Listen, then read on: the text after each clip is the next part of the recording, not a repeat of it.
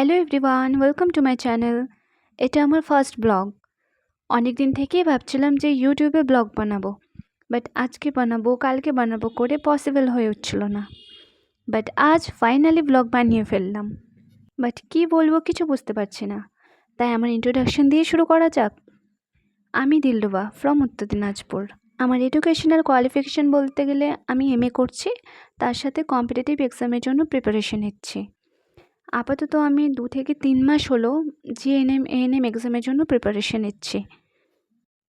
কিন্তু আজকে যা নিউজে শুনলাম, জিএনএমের সামনে সেপ্টেম্বর মাসেই নাকি এক্সাম আছে। তো এই কথাটা শুনে আমার তো ভীষণ ভয় লাগছে, কারণ আমার সিলেবাস একদমই কমপ্লিট হয়নি। বলতে গেলে জিএনএম এএনএমের বেসিক্যালি দুটো সাবজেক্ট মেইন সাবজেক্ট, যেটা তোমার বায়োলজি আর ফিজিক্স। তো তার মধ্যে বায়োলজিটা আমার 80% কমপ্লিট হয়েছে, 2-3টে টপিক বাকি আছে। তো সেটা নিয়ে তেমন চিন্তা নেই। সবচেয়ে বড় চিন্তা আমার ফিজিক্স নিয়ে, কারণ সেটাতে আমি এখনও শুরু করিনি, স্টার্টই করিনি। তো এখন ভাবছি বায়োলজির যে দুটো চ্যাপ্টার বাকি আছে, তো সেগুলো ধীরে ধীরে করব আর রিভিশন দিতে থাকবো।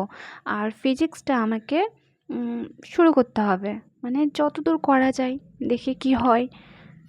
আসলে ফিজিক্যাল সায়েন্সে আমি ভীষণ ভয় পাই, কারণ আমি তো আর্টস ব্যাকগ্রাউন্ড থেকে। তো বায়োলজিতে পড়তে ভালো লাগে, কিন্তু ফিজিক্স আর কেমিস্ট্রি আমার মাথায় কিছু ঢোকে না। তাই এই দুটো সাবজেক্ট নিয়ে আমার খুব ভয়। কিন্তু ভয় লাগলেও আর কী করা যাবে বলো, পড়তে তো হবেই। তার জন্য দেখি একটু একটু করে এগোতে হবে। আর আমি কিভাবে এগোচ্ছি, কিভাবে পড়ছি, কী কী করছি, আমার স্টাডি রুটিন, আমার ডেইলি রুটিন, আমি সব কিছু তোমাদের সাথে শেয়ার করব। তো তোমরাও পাশে থেকো। আর আমার ভিডিও যারা দেখছো, তাদের মধ্যে কে কে জিএনএম এক্সামটা দেবে তোমরা কমেন্টে জানিও, ঠিক আছে? তো ফার্স্ট ভিডিও আমিও বেশি লেন্দি করতে চাইছি না, করবও না। তো আজকে বাই, দেখা হবে নেক্সট ব্লগে। টাটা।